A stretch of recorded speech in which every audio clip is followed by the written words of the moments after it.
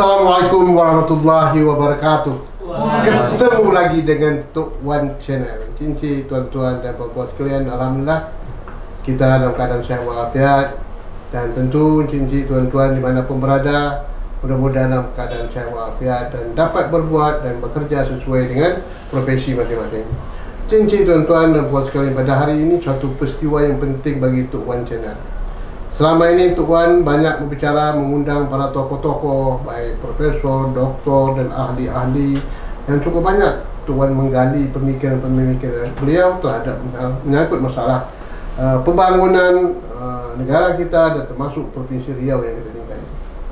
Tetapi hari ini saya khususkan mengundang para generasi muda kita, luar biasa, tuan-tuan, dan saya tidak merasa tak menyangka ya begitu mendapat sambutan yang luar biasa dari ananda-ananda sekalian dari generasi muda yang berada di semua profesi ya.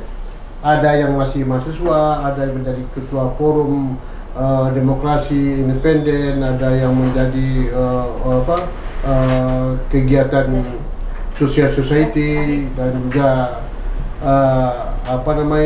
gerakan-gerakan sosial seperti Dompet Duafa dan banyak lagi. Nanti saya sebut satu persatu mereka-mereka yang kami undang tu.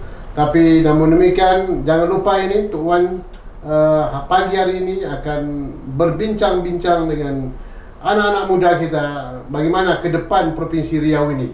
Kita bagaimanapun sebagai negeri orang Melayu harus memiliki tanggungjawab bagaimana Riau ke depan tetap eksis dalam nilai-nilai kebudayaan Melayu sendiri. Jangan sampai Melayu ini terkikis di bumi lancang kuning ini. Untuk itu generasi muda kita minta pemikiran mereka ke depan. Apa harapan mereka? Terutama ini sebentar lagi Riau ini akan diadakan pilkada, pemilihan kepala daerah. Apakah gubernur, apakah bupati, wali kota. Dan ini semua tanggungjawab kita bagi masyarakat Riau, terutama bagi generasi muda kita. Karena generasi muda kita adalah generasi harapan bangsa pada masa yang akan datang. Sebagaimana petuah dari orang tua-tua kita dari buku Tunjuk Ajar Melayu dari almarhum Tenas Effendi mengatakan, "Wahai Ananda, dengarlah madah, terhadap pemimpin janganlah menyalah. Tunjuk ajar, jadikanlah petuah, supaya kehidupanmu beroleh berkah." Ini luar biasa nih kata-kata daripada syair yang disampaikan ini. "Wahai Ananda, dengarlah manat, terhadap pemimpin hendaklah taat. Tunjuk ajarnya hendaklah ingat, supaya kehidupanmu beroleh manfaat." Ini oleh karena itu generasi muda ini harus memiliki tanggungjawab untuk memilih pemimpin yang baik, pemimpin yang betul-betul menjadi amanah. Kalau pemimpinnya tidak amanah, hanya euforia untuk menjadi pemimpin, apalagi zaman sekarang ini, cincin tuan-tuan tahu kan, ada yang mengatakan yang akan menjadi gubernur Riau itu orang yang banyak duit. Masya Allah. Jadi orang tak punya duit, dia anggap tak ada apa-apa. Ini persoalan yang harus ditangkal, ini harus dibasmi cara berfikir demikiannya. Kita memerlukan pemimpin yang taat, pemimpin yang amanah, pemimpin yang jujur, pemimpin yang akhlak, walaupun dia tidak punya duit. Disinilah peranan generasi muda untuk memberikan pencerahan kepada masyarakat kita ke depan. Suai, cincin tuan-tuan. Oleh karena itu, baiklah kita mulai dialog ini pada anak-anak muda kita dan sesuai dengan profesi mereka. Ada yang menjadi Kesatuan Aksi Mahasiswa Muslim Indonesia, ada menjadi forum independen, pokoknya banyaklah. Kalau saya sebut satu persatu nanti makan waktu dan saya persilakan mereka nanti memberikan pandangan. Pertanyaan saya kepada mereka ini nanti, apa tanggung jawab Anda semuanya terhadap Provinsi Riau ke depan? Apa harapan mereka? Dan bagaimana pemimpin yang mereka harapkan? Kemudian juga apa kontribusi mereka terhadap masyarakat Riau sekarang ini? terutama bagi anak-anak kita yang masih muda belia, apa dikatakan generasi Z. Ini perlu kena generasi muda kita ini sekarang ini umur rata-rata ini sekitar 20 sampai 30 lah ya. Tapi generasi Z ini umurnya ya 12 sampai 22 ya, generasi Z. Jadi ini juga jadi pertumbuhan generasi muda luar biasa, hampir 24% dari penduduk Indonesia ini generasi muda. Artinya apa? Generasi muda itu tidak kurang daripada 65,8 juta di Indonesia. Ya, Riau berapa tuh? Tentu besar jumlah juga ya di Riau ini kan ya. Jadi oleh karena itu generasi muda ini sangat menentukan ke depan terhadap bangsa dan termasuk Provinsi Riau yang tercinta ini. Baik, kita mulai. Yang pertama sekali kita minta tanggapan, yaitu Ananda Bustanul Khairi dari Ketua Umum Forum Mahasiswa Islam Kuansing Pekanbaru. Ya. Dan Kuansing nih. Assalamualaikum Ananda. Waalaikumsalam. Apa kabar, sehat ya? Alhamdulillah sehat. Sehat ya. Di mana selama ini tinggal? Mungkin sekarang saya stay di Pekanbaru mungkin karena kuliah gitu ya. Itu asal Kuansing. Asal Kuansing. Tapi ketua forum apa tadi? Ketua Forum Mahasiswa Islam Kuansing. Oh, ketua forum mahasiswa Islam Kuansing. Iya. Oh, ini bisa menyalahi ke Himpunan Mahasiswa Islam Indonesia nampaknya ya. Baik. Silakan pandangan Anda, bagaimana pemikiran Anda terhadap ke depan ini? Silakan. Oke, baik, terima kasih Tuan telah mengundang kita di podcast pada pagi hari ini. Kita melihat mungkin sebentar lagi akan terlaksananya pilkada, pemilihan kepala daerah tentunya ya, Tuan ya. Tentu kita ingin kepala daerah yang bertanggung jawab dan menguasai Riau ke depannya begitu, Tuan.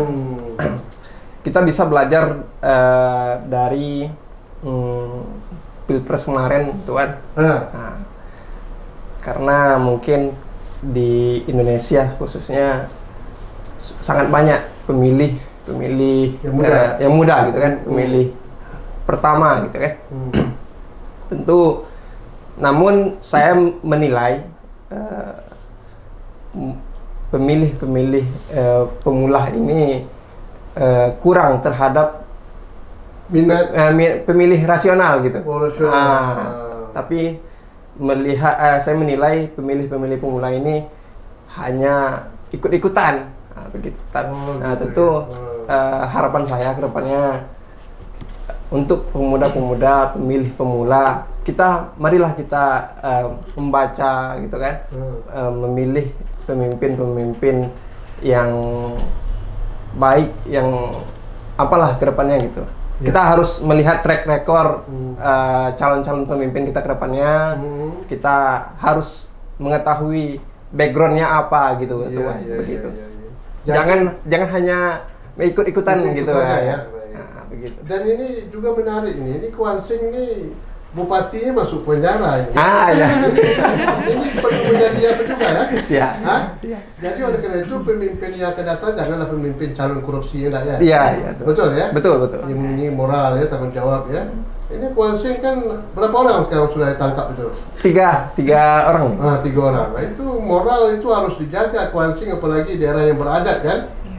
Mengapa lahir pemimpin yang korupsi ini? Kan korup ya. Jadi kita jangan terjadi demikian ya. Jadi saya tertarik tadi mengatakan bahwa banyak generasi muda itu ikut-ikutan ya. Oleh karena itu bagaimana upaya Anda untuk menanggapi hal ini yang akan datang? Tentu kami sebagai mahasiswa, sebagai agent of change, perubahan ya. Kita mungkin dengan mengajak kawan-kawan ya lebih hati-hati selektif ya. Kita sebagai mahasiswa tentu harus jeli dengan calon-calon pemimpin kita gitu. Jangan hanya karena nanti uang begini ya. Tentu kita harus melihat itu tadi yang saya sampaikan, track record dan backgroundnya seperti apa gitu. Oleh karena itu jangan pengaruh uang. Jangan pengaruh uang. Jadi jangan masyarakat ataupun generasi muda siapa yang ngasih uang itu ini pilih.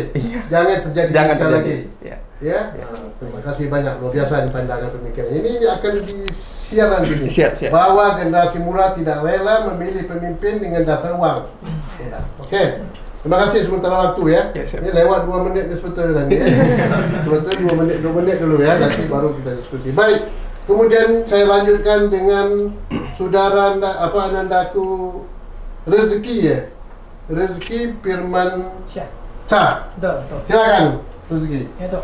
Baik, tentang harapan kami generasi muda di pilkada tuh ya. Iya.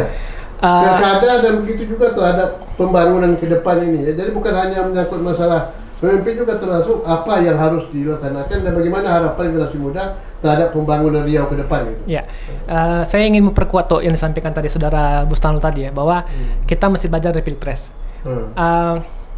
Saya pribadi sebagai generasi muda, jika dikatakan apakah akan memilih calon pemimpin yang berusia muda nanti di pilkada nanti, saya katakan tidak. Tidak ya. Kenapa? Karena anak muda belum tentu mewakili generasi muda. Karena bisa jadi anak muda ada siapa di belakangnya. Kita boleh berkaca baik di nasional, di gubernur, di kabupaten, bahkan sekarang ini siapa anggota DPRD, siapa yang jadi pemimpin kepala daerah yang memang usia muda. Ada siapa di baliknya? Bisa jadi ada orang tuanya di sana. Maka saya akan mengatakan, saya belum tentu mengatakan akan memilih anak yang berusia muda, tapi yang berpihak pada generasi muda. Bisa jadi dia berusia 50 tahun, 60 tahun, tapi berpihak pada generasi muda. Caranya seperti apa? Caranya adalah mereka mau berdialog kepada siapa saja. Berdialog gitu ya, bukan hanya sebatas kampanye. Kampanye hanya satu arah. Kita tidak bisa menyampaikan keluh kesah kita apa. Kita tidak bisa mendengar apa tanggapan beliau terhadap keluh kesah kita.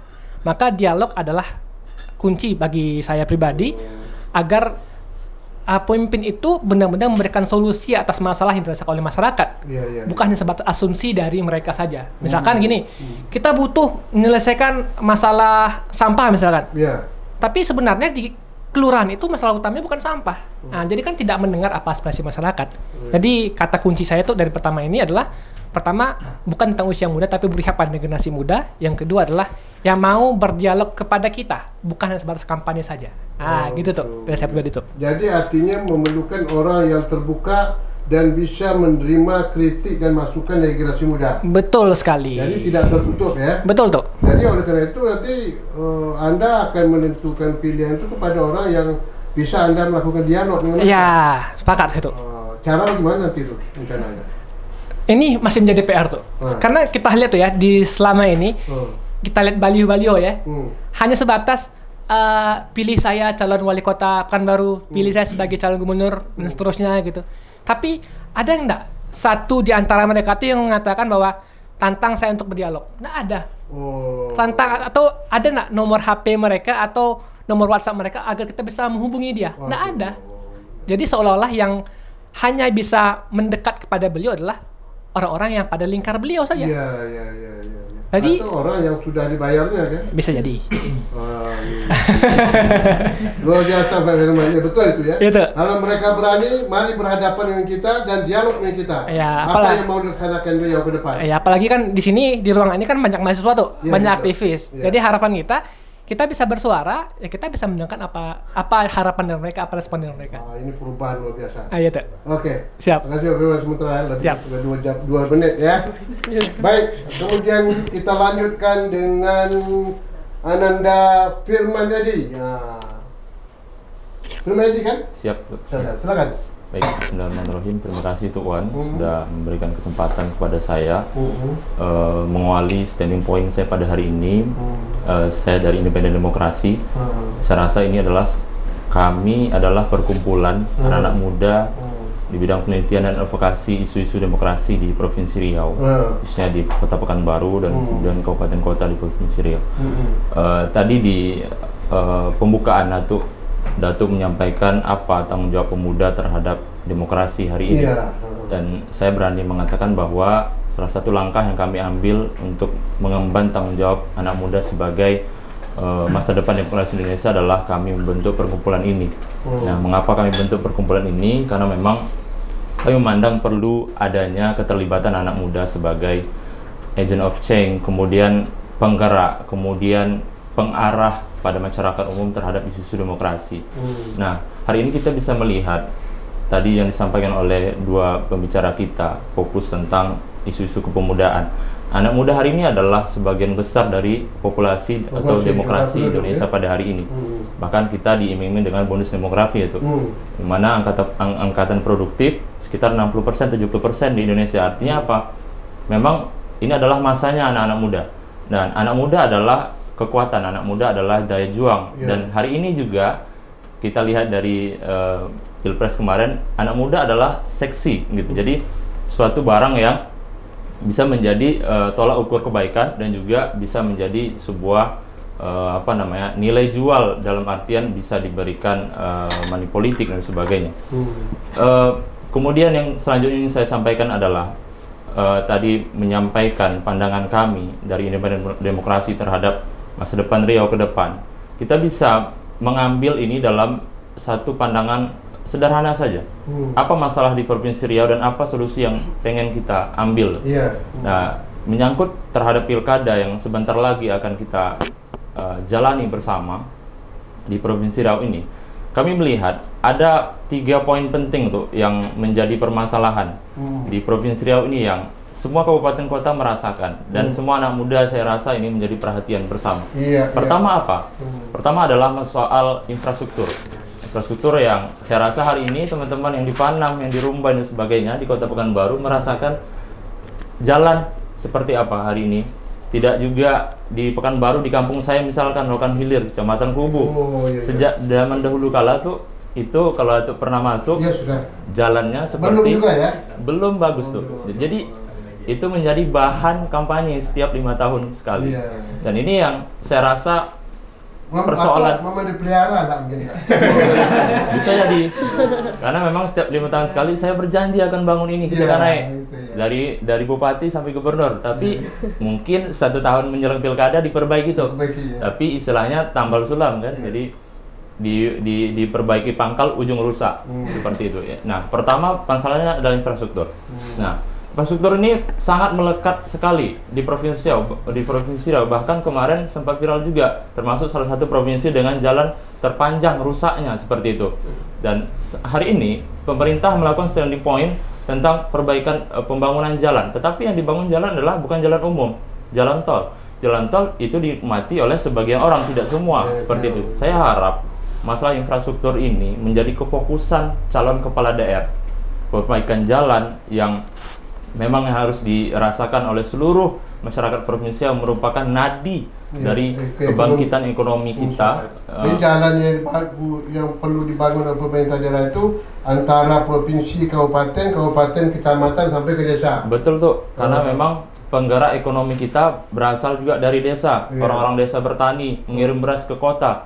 Perlu adanya transportasi, kemudian transportasi bisa berjalan lancar kalau jalannya bagus tuh. Kami di kampung kami ada orang sehat pergi ke kota mau berobat bertambah sakit karena jalan. Ada orang melahirkan di tengah jalan tuh karena jalannya tidak bagus seperti itu. Itu masalah yang pertama, jalan. Dan solusinya apa? Ini harus diperbaiki dan memang betul-betul berkomitmen tuh. Hari ini kita melihat bahwa orang memilih pemimpin tidak lagi dengan mengedepankan kualitas calon pemimpin, tapi isi tas. Kenapa demikian? Ini bagaimana nih mengatasi ini?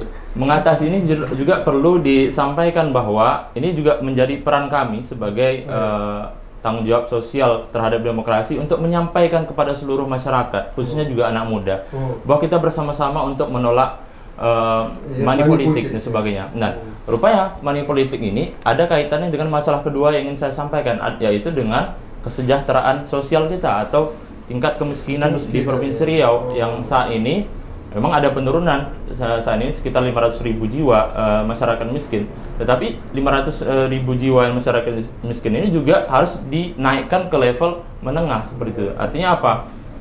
Pemerintah coba memperbanyak middle society dari bawah, kemudian menaikkan harkat, kemudian kemampuan ekonomi mereka supaya menjadi middle society. Kemudian dari sana kita akan bisa mengembangkan Provinsi Riau ini dengan baik. Karena apa? Mustahil kita bisa membangun Provinsi Riau ini menjadi provinsi maju kalau masyarakatnya banyak yang miskin, masyarakatnya banyak yang terbelakang. Itu masalah yang kedua. Dan yang masalah selanjutnya itu pertama struktur, yang kedua masalah kemiskinan. Jadi Riau masih tingkat kemiskinan masih tinggi lah ya. Tingkat kemiskinan walaupun ada penurunan ya, terutama di daerah tertentu ya mungkin itu. Jadi kira-kira apa terobosan yang harus dilakukan segera oleh pemimpin kita yang akan datang untuk meningkat kesejahteraan masyarakat Riau ini? Iya. Pertama begini tuh, banyak sekali memang ini menjadi bualan juga oleh politisi, pemerintah dan sebagainya. Indonesia khususnya Provinsi Riau adalah kaya akan sumber daya alam. Tapi kaya saja. Rupanya kalau dilihat yang kaya itu siapa? Sekian persen orang yang kaya di Provinsi Riau. Kita bisa lihat perkebunan sawit, migas dan sebagainya. Siapa yang punya ya? Dan siapa yang punya dan sebagainya. Dan kalau kita lihat lagi dari anak muda, berapa persen partisipasi anak muda berada di lingkungan atau di lingkaran sumber daya alam Riau, khususnya di perkebunan sawit lah atau migas lah. Bahkan tuh mirisnya saya lihat juga yang menjadi apa namanya rahasia umum di Provinsi Riau ini, anak-anak daerah, anak-anak lokal juga tidak diberikan kesempatan yang cukup untuk bisa masuk dalam bekerja di perusahaan-perusahaan yang mungkin menjadi notabene-nya yang menguras sumber daya alam Riau yang banyak. Migas contohnya di Pertamina, kita bisa lihat berapa persen anak-anak Melayu, anak-anak Provinsi Riau yang bekerja di sana. Ini kan menjadi sebuah pertanyaan. Nah, tunggu saya tanya lu. Ada alasan mereka. Mereka kan memerlukan orang-orang yang skill dan terampil. Ya enggak? Kalau anak-anak yang mau tamat misalnya sipol, tamat apa ekonomi gitu kan ya, mereka mengatakan tak perlu ini katanya. Bagaimana mengatasi hal itu? Ya, ini sejalan dengan masalah ketiga yang ingin saya sampaikan tuh. Ada masalah selanjutnya yaitu pendidikan dan kesehatan. Jadi saya berharap pemerintah Provinsi Riau coba menyelaraskan kebutuhan tenaga kerja dengan pendidikan advokasi kita. Contoh apa? Teknik perminyakan tuh. Berapa universitas yang ada di Provinsi Riau yang punya jurusan teknik perminyakan? Saya rasa cuma UIR ya sampai saat ini. Dan itu pun berapa sekian persen anak Riau yang kuliah di sana. Dan saya harap pemerintah Provinsi Riau juga harus mempunyai tanggung jawab untuk memperbanyak kuliah advokasi tentang pendidikan dan jurusan-jurusan yang langsung berkenaan betul tuh berkenaan dengan kebutuhan Provinsi Riau. Jadi seperti yang Atuk sampaikan tadi betul, orang butuh teknik perminyakan, ternyata sarjana paling banyak visipol atau ekonomi atau guru dan sebagainya, tentu tidak dipakai seperti itu. Jadi saya harap ini menjadi kefokusan juga oleh pemerintah, dan kami anak muda selalu optimis bahwa kami saat ini melihat begitu banyak juga sumber daya anak muda yang berkualitas, tapi mungkin kurangnya kolaborasi, kemudian komunikasi, karena memang diharapkan juga komunikasi publik dari Provinsi Riau juga bagus sehingga bisa membina kami sebagai anak muda, dan kami sangat bersemangat untuk bisa berkontribusi dan bersama-sama membangun Provinsi Riau ini ke depan. Begitu tuh luar biasa Pak Firmanedi ini ya. Ini satu pemikiran yang sangat menyentuh ya kepada persoalan yang kita hadapi di Riau. Tadi menyangkut masalah ekonomi, masalah kehidupan ekonomi sosial masyarakat, menyangkut masalah infrastruktur ya. Kemudian sama tadi menyangkut pendidikan yang kaitan lapangan kerja kan. Perlunya pendidikan advokasi ya. Advokasi, dan ini sudah dirintis sebetulnya. Coba betul ke depannya harus ditingkatkan lagi ya. Terima kasih Pak Firman di kesempatan ini. Kemudian selanjutnya yaitu Nurul Mahfira. Iya. Ya, silakan. Iya. Nah, ini alih pada perempuan. Silakan. Baik, terima kasih banyak ya Tuan yang telah memberikan waktunya untuk saya menyampaikan mengenai apa yang menjadi pokok permasalahan pada diskusi kali ini gitu. Mungkin kalau kami dari sisi relawan, terutama saya yang merupakan relawan dari Dompet Duafa. Dompet Duafa adalah lembaga ziswaf gitu ya, zakat, infak, sedekah dan wakaf gitu kan. Nah, jadi memang fokus kami menjadi relawan adalah kami meminta ataupun melihat sosok pemimpin itu seperti apa. Tentunya pasti adalah sosok pemimpin yang relevan dengan apa yang kami butuhkan sebagai relawan gitu. Sosok pemimpin yang mana mereka itu peduli akan isu-isu sosial gitu kan. Apalagi kami memang yang bergerak di bidang organisasi sosial kemanusiaan gitu kan tuh. Nah, lalu selanjutnya adalah pemimpin yang memiliki empati gitu, empati terhadap masyarakatnya.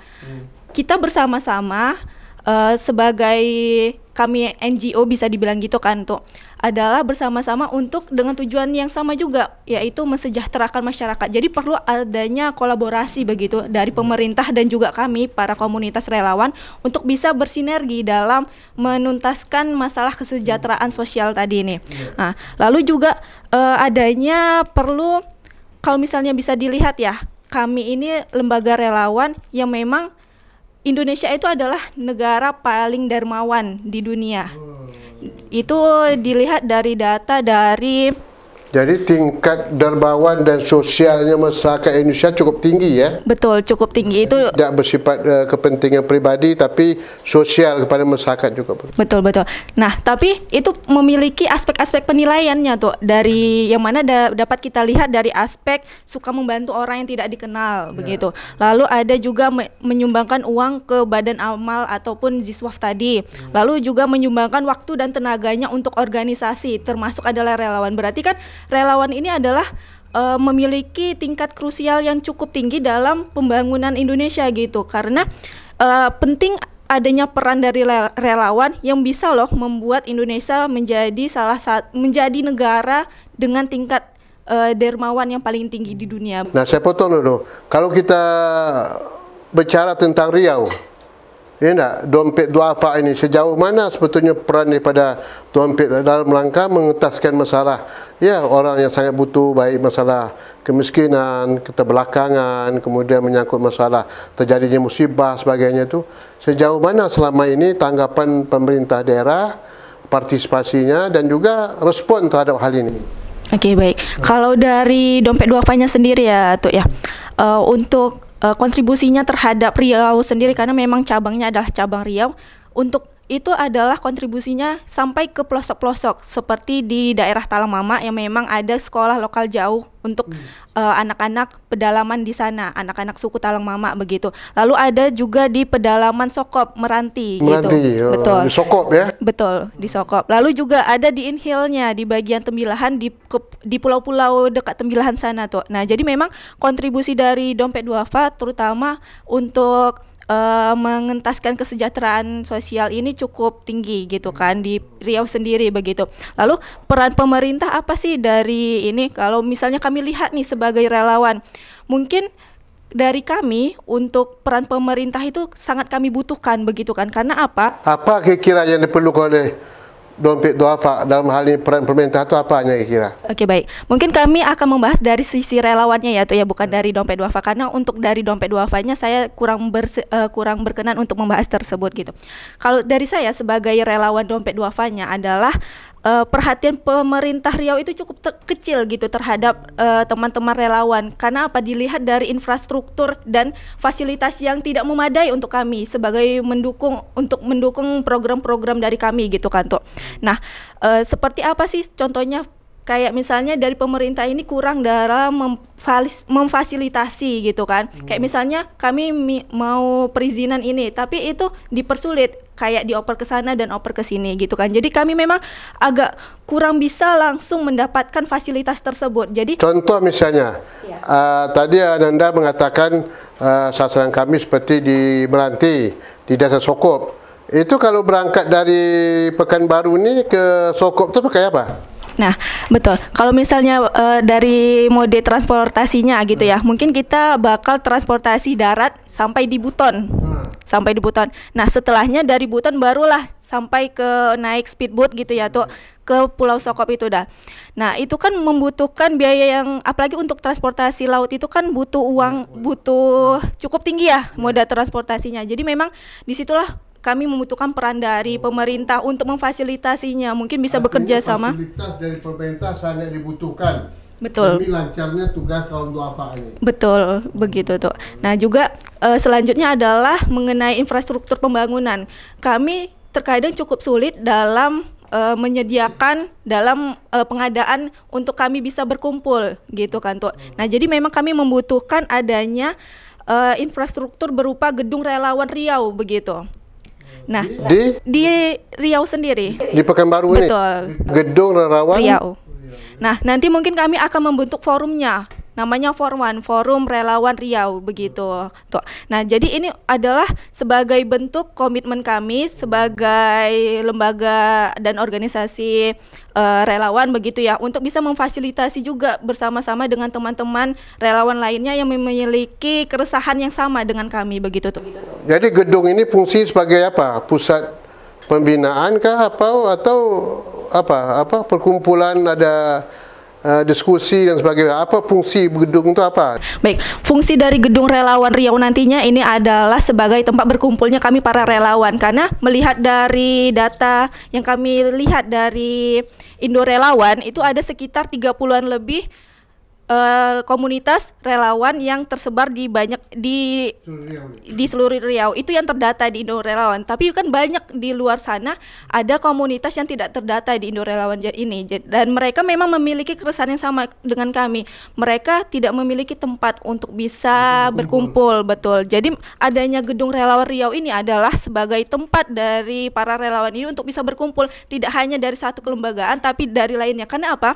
Karena dari relawan itu sendiri kita bisa membangun relasi dan juga pengalaman baru tentunya tuh begitu. Baik, terima kasih. Ini luar biasa usulannya konkret ya. Perlu ada satu gedung ya, pertemuan oleh pemerintah, disediakan fasilitas dalam rangka untuk melancarkan ya relawan daripada Dompet Duafa ini. Betul. Ini cukup banyak nih ya di Riau ya, cukup banyak ya. Cuma sekarang saya tanya lagi, ini Dompet Duafa ini dalam rangka realisasi pembangunan memberikan bantuan kepada kaum-kaum yang lemah, yang miskin sebagainya itu terukur tak kira-kira? Bisa terukur tak berapa persen terangkat itu kesejahteraan mereka apabila dibantu itu?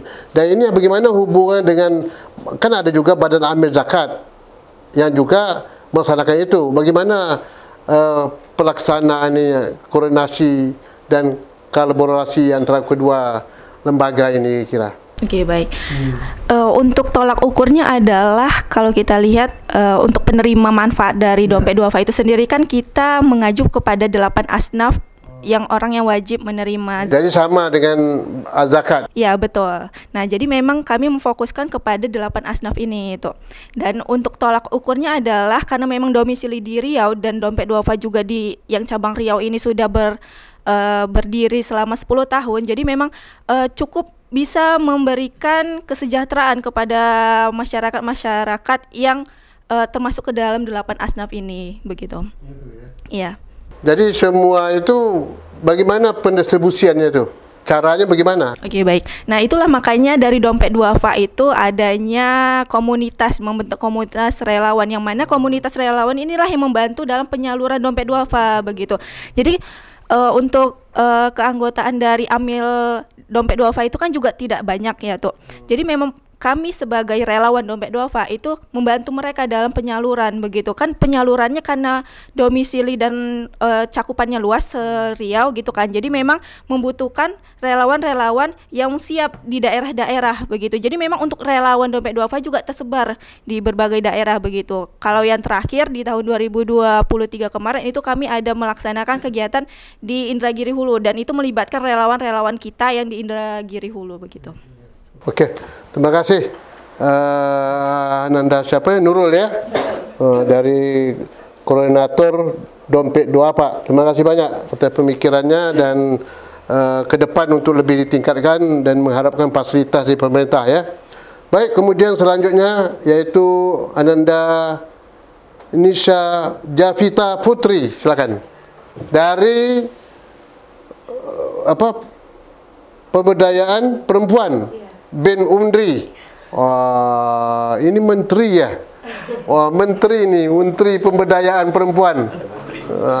Ini calon menteri ya kena-kata nih. Amin. Iya, atau menjadi Badan Pemberdayaan Perempuan Provinsi Riau. Silakan. Oke, baik tuh. Terima kasih. Terima kasih juga sudah menghadirkan saya di sini seperti itu.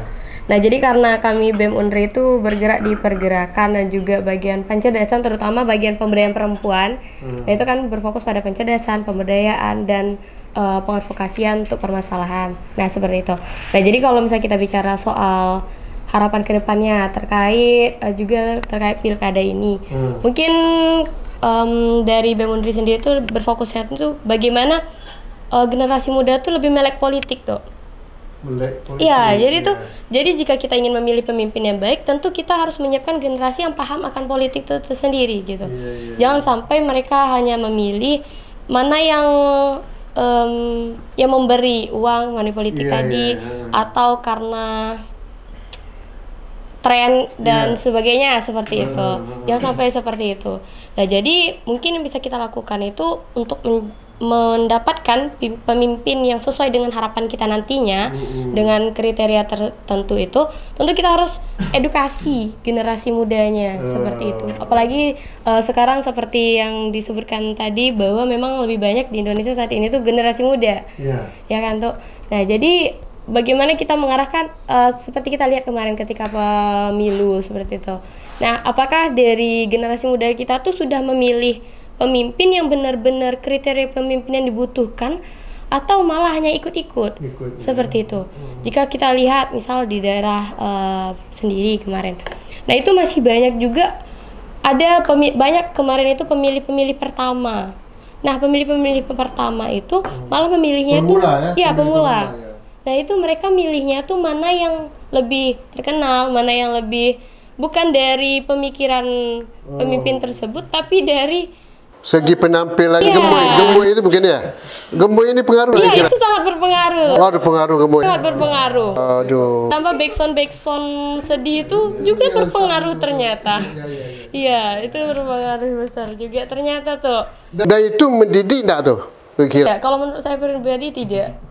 Dalam pandangan politik itu tidak mendidikkan, tidak mengandung pendidikan politik masyarakat enggak ya? Tidak tuh. Mengelabui.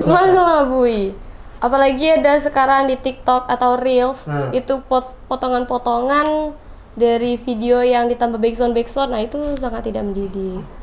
Ya kalau menurut saya pribadi seperti itu. Nah jadi kedepannya apalagi kita akan menghadapi pilkada, pemilihan gubernur, wali kota, bupati seperti itu. Nah mungkin tidak seheboh pemilu nanti gitu kontestasinya. Tentu dibutuhkan juga forum-forum diskusi atau bagaimana calon-calon pemimpin nanti itu baik gubernur, calon gubernur, wali kota dan bupati ini bisa tampil. Jadi seperti yang abang di sana sampaikan tadi itu bagaimana mereka tuh membuka forum untuk berdiskusi dengan benar. Karena rasanya generasi muda tuh perlu diajak diskusi. Kalau tidak diajak diskusi, rasanya mereka tuh akan larut pada aktivitas-aktivitas. Jadi mereka menganggap apatis nanti masa bodohnya. Tidak akan merasa membutuhkan mereka gitu. Itu rugi betul-betul. Nah, mungkin itu. Oh, itu ya.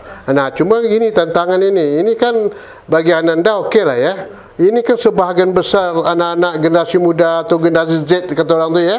Ini kan perlu diberikan pencerahan nih. Bagaimana harapan awak ke depan untuk memberikan pencerahan kepada anak-anak muda yang model gemoy-gemoy itu Ini kan mereka lebih banyak di mall-mall kan? Iya, ini bagaimana tantangan kita? Ini perlu saya mintakan pemikiran ini. Oke, baik, terima kasih tuh. Nah, jadi kalau misalnya bicara soal apatis, itu generasi muda yang lebih milih ke mall, itu mungkin bisa kita lihat di Universitas Riau sendiri, seperti itu. Jadi berhubung dari BEM Unri, kami dari BEM Unri sendiri tentu juga melakukan kajian-kajian. Dari situ bisa kita lihat tuh, seberapa banyak sebenarnya mahasiswa tuh yang peduli pada politik. Ada isu-isu yang ada di Indonesia saat ini gitu. Dari kehadirannya, keterlibatannya dalam pembahasan kajian tersebut gitu. Nah, jadi kalau misalnya dari kami BEM Unri sendiri tentu melakukan kajian-kajian, pengajakan-pengajakan bagaimana mahasiswa itu tuh bisa paham dan juga terbuka pandangannya terkait politik gitu. Mau gak mau kita nggak bisa untuk apatis terkait politik, benar sekali ya kan tuh. Ya seperti itu. Nah, jadi kalau misalnya dari kami tentu mengarahkan sampai ke bawah-bawahnya untuk melakukan pencerdasan terkait politik-politik tersebut. Begitu sih tuh. Dan tentu yang bisa kami jangkau ya dari mahasiswa Universitas Riau itu sendiri, seperti itu. Jadi ada upaya juga untuk melakukan sosialisasi ya, di kalangan anak-anak muda ya, agar peduli pada politik itu. sehingga mereka tak seteret tadi itu yang sistem gemoy-gemoy itu ya.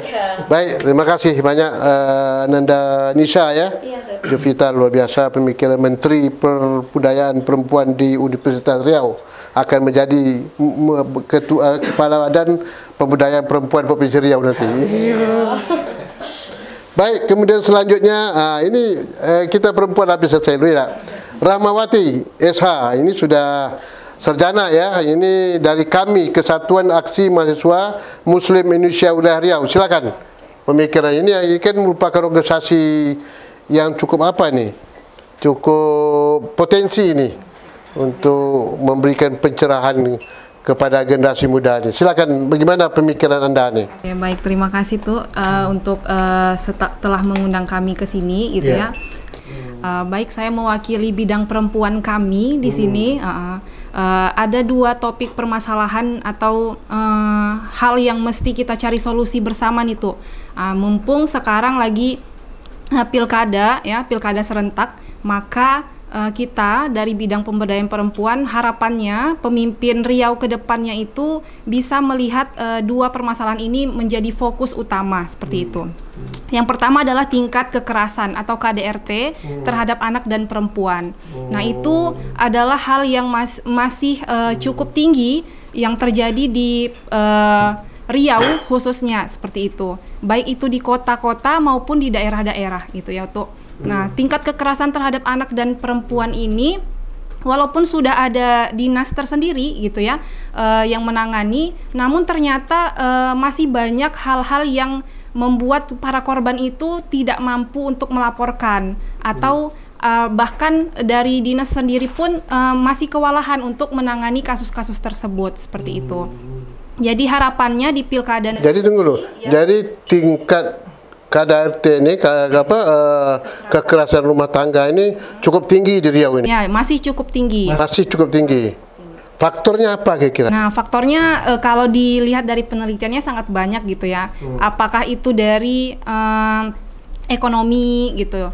Lalu adanya kurangnya pemahaman terhadap para pasangan ini dalam berumah tangga, ya seperti itu, dan hal-hal lainnya.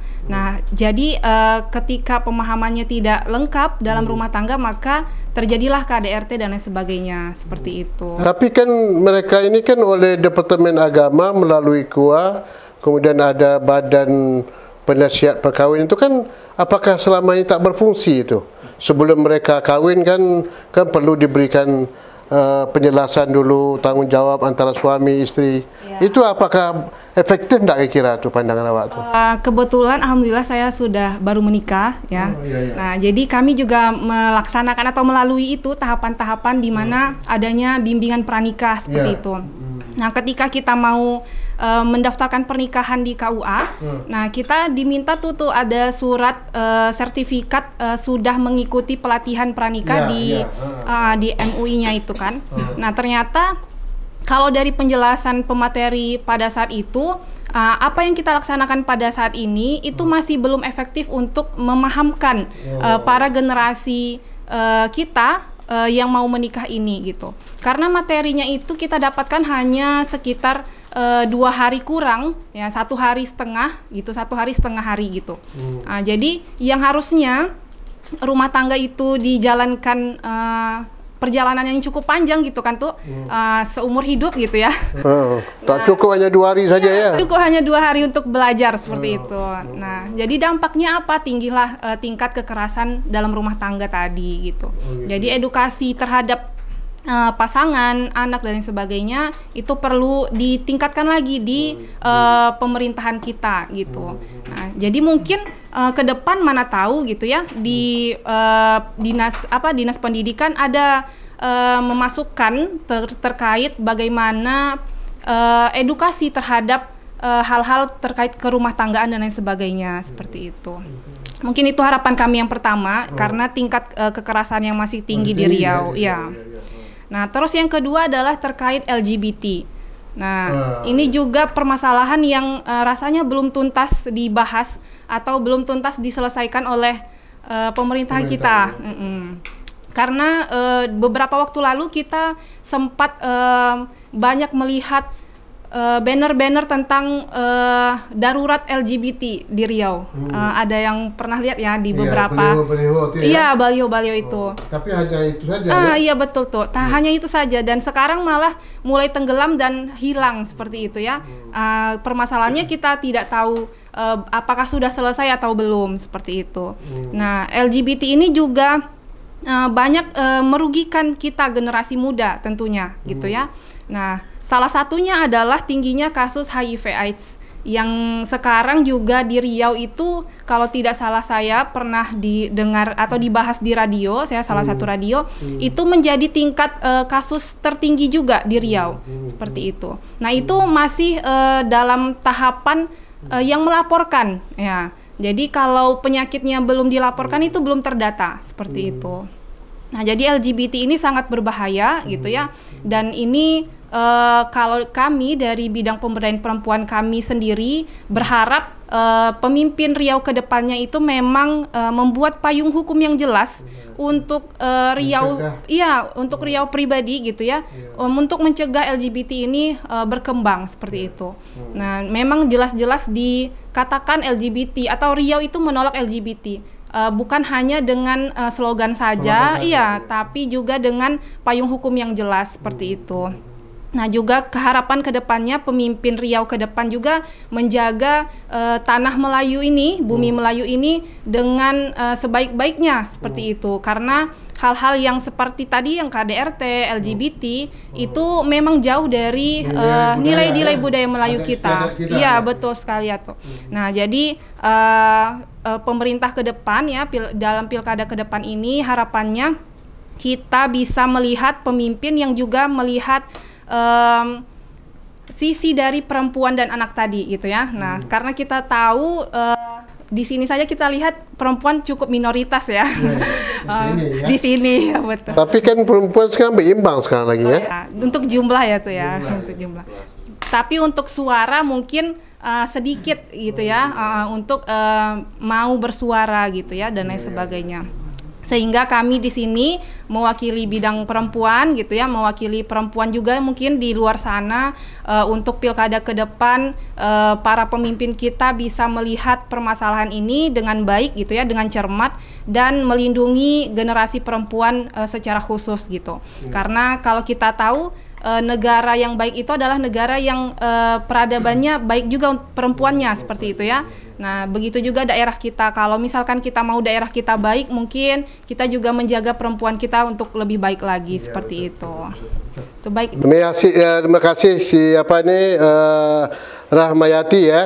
Dan saya ingat tadi itu suatu daerah atau suatu negara maju dan baik apabila peradaban perempuannya cukup baik ya. Apalagi Riau ini berdasarkan negara daerah yang beradat ya. Jadi kalau perempuan-perempuan Riau ini tidak memiliki sikap tadi itu kepeduliannya terhadap masalah kerusakan akhlak moral LGBT dan menyangkut perkembangan HIV, apalagi tadi menyangkut masalah kekerasan rumah tangga, ini masyarakat yang tidak beradab ya tak? Ini perlu betul tu. Jadi adat istiadat harus dijaga. Oleh kerana itu kita perlu pemimpin Gubernur Riau yang akan datang, Bupati Riau yang menjaga adat istiadat itu. Suai? Terima kasih. Kemudian kita lanjut dengan Arif